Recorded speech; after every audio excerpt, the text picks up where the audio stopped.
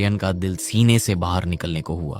उसने धीरे से अपनी कलाई पर बंधा धागा पकड़ा, आंखें बंद की। ओम नमः शिवाय, ओम नमः शिवाय, ओम नमः शिवाय। जब उसने आंखें खोली, वह आकृति गायब थी। सामने सिर्फ टूटा हुआ दरवाजा था और उससे भी गहरा सन्नाटा। आर्यन ने एक लंबी सांस ली। उसने खुद से कहा, गांव में कोई तो होगा जो मुझे सच्चाई बताएगा। और कालीपुर के भीतर कदम रख दिया। गांव खामोश था। दूर कहीं जंगली कुत्तों के भौंकने की आवाज गूंज रही थी। हवा सूखी थी, ठंडी और अजीब तरह से भारी। कुछ देर बाद आर्यन उसी चौराहे पर पहुंचा जहां पिछली बार चारों दोस्त खड़े थे। वह ठिठका। यादें जैसे जमीन से उठकर उसे घेरने लगी। उसने जोर से आवाज लगाई, कोई है यहाँ? कोई है क्या यहाँ? सन्नाटा, कोई जवाब नहीं। उसने खुद से कहा, मुझे मंदिर के पास जाना होगा। पिछली बार वहीं कुछ पास में हमें मिला था वो बूढ़ा चौकीदार। वह तेज कदमों से मंदिर की ओर बढ़ गया। मंदिर की टूटी सीढ़ियों पर एक आदमी बैठा था। वह झुका हुआ सो रहा था। आर्यन पास गया। सुनिए भाई साहब। आदमी अचानक उठ बैठा। उसकी आंखों में गुस्सा और डर दोनों थे। कौन हो तुम और इस वक्त यहाँ क्या कर रहे हो? रात में इस गांव में आना मना है। मैं पहले भी आया था यहाँ। मेरे दोस्त यहीं से गायब हुए। उस छलावे ने उन्हें मार दिया। मैं भागने नहीं आया, सच जानने आया हूँ। वो बेगुनाह लोगों को क्यों मार रहा है? वह कड़वाहट से हंसा। बेगुनाह? बेगुनाह तुम हो? आर्यन चौंक गया। क्या मतलब? वो तुम ही थे जिसकी वजह से मेरे पिताजी मंदिर की सीमा से बाहर गए। उस रात मैं बीमार था। पहरेदारी पिताजी कर रहे थे। उन्होंने तुम्हारी चीख सुनी। तुम मदद के लिए चिल्ला रहे थे। आर्यन की आंखें फैल गईं। वो तुम्हें बचाने निकले, लेकिन मंदिर की सीमा से बाहर कदम रखा और फिर जो हुआ तुम्हें पता है। हवा का तेज झोंका आया। लालटेन की लौ कांपी। इस मंदिर के आसपास वो नहीं आ सकता। मैंने कई लोगों को बचाया है।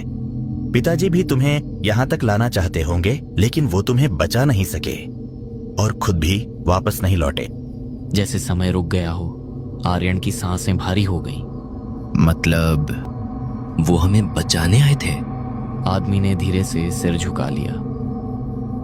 कुछ पल तक वह चुप रहा, जैसे शब्द गले में अटक गए हों।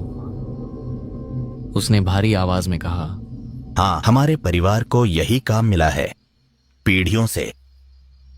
इस मंदिर की रक्षा करना और गांव को उस चीज से बचाना। उसने मंदिर की मूर्ति की तरफ देखा। आंखों में थकान थी और एक पुराना दर्द। हमने बहुत लोगों को बचाया है, लेकिन अपने ही घर के लोगों को खोया भी है। आर्यन की आवाज धीमी थी। लेकिन ये छलावा ऐसा क्यों करता है? वो लोगों को मारता क्यों है? ये कहानी लंबी है। पिताजी ने मुझे बताई थी और उन्हें उनके दादा ने। हवा अचानक ठंडी हो गई। जिसे तुम आज गांव की बद्दुआ समझते हो, उसका नाम है चमेली। आदमी आगे बोला, लोग कहते हैं वो भली थी, लोग कहते हैं वो मदद करती थी, लेकिन सच अक्सर कहानी से अलग होता है। वो ताकत चाहती थी, ऐसी ताकत जो पूरे गांव को उसके सामने झुका दे। ये कहानी आज की नहीं है, करीब 70 से 80 साल पुरानी है। उस समय कालीपुर आज जैसा खंडहर नहीं था। कहा जाता है करीब 70 से 80 साल पहले कालीपुर पर सूखे की मार पड़ी थी। एक बूंद भी पानी नहीं है। ये कुआं सूख चुका है। गांव के कुएं आधे सूख चुके थे। तालाब में सिर्फ कीचड़ बची थी। अरे गंगाराम, ये ऐसा पानी पिलाएगा अपने बच्चों को? तो क्या करे, सब तालाब कुएं सूख चुके हैं। बच्चों की हालात अब देखी नहीं जाती। लोग पानी नाप कर पीते थे। बच्चों के हिस्से का पानी बड़े छोड़ देते थे। तभी पंचायत में किसी ने याद दिलाया, जंगल के किनारे एक पुराना कुआं है। सालों से बंद पड़ा है, उसमें पानी जरूर होगा। कुछ लोग डर गए। कहा गया वो अशुभ है, लेकिन सच्चाई कुछ और थी। वो कुआं बंद करवाया था चमेली के दादा ने। क्यों?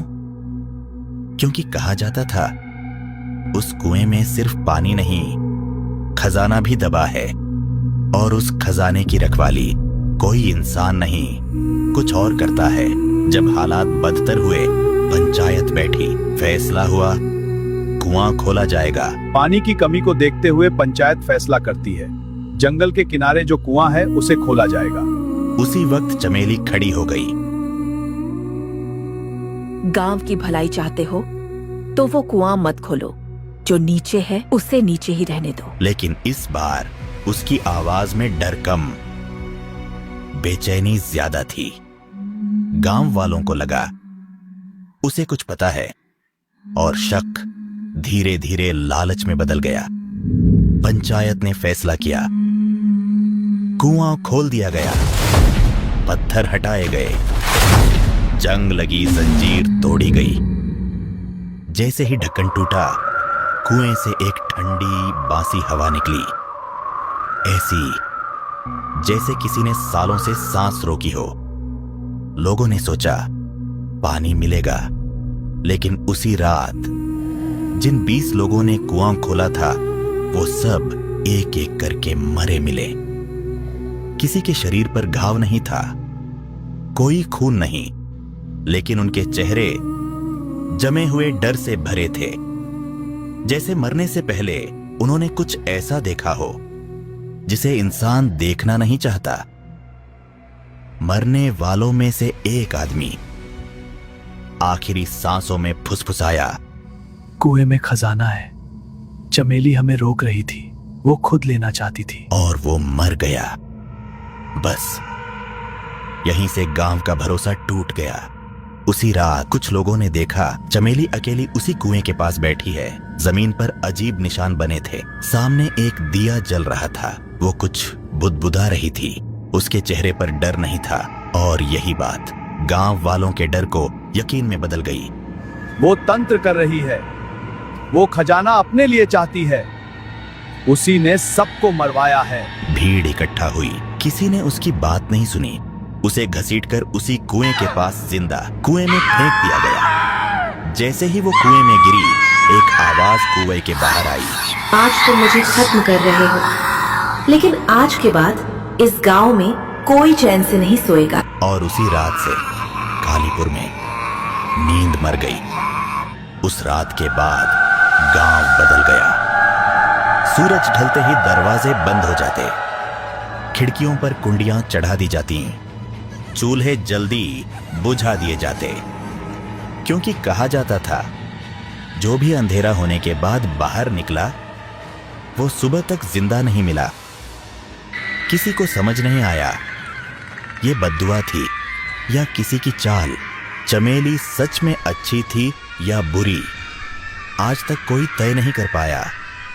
लेकिन एक बात साफ थी, अब जो परछाई रात में घूमती है वो रहम नहीं करती, वो मासूम और गुनहगार में फर्क नहीं करती। और गांव वालों के लिए वो अब सिर्फ एक नाम नहीं रही, वो एक डर बन चुकी है। आर्यन ने धीरे से पूछा, उसे रोकने का या मुक्त करने का कोई रास्ता तो होगा? होगा, जरूर होगा, लेकिन यहां कोई कोशिश नहीं करता, सब डरते हैं। आर्यन ने दृढ़ स्वर में पूछा, क्या करना होगा? क्या करने से वो इस गांव को छोड़ देगी? ये तो मुझे भी नहीं पता, लेकिन जंगल के उस पार एक गुफा है, वहां 2 बाबा रहते हैं। लोग कहते हैं उन्हें इसके बारे में बहुत कुछ पता है। आर्यन तुरंत बोला। मुझे वहां ले चलो। जीत ने उसे ध्यान से देखा। ये आसान नहीं है, जंगल रात में बदल जाता है, लेकिन अगर तुम सच में इस गांव के लिए जान जोखिम में डालने आए हो तो मैं तुम्हारे साथ चलूंगा। उसने मंदिर की ओर मुड़कर आवाज लगाई, श्याम, बाहर आ। मंदिर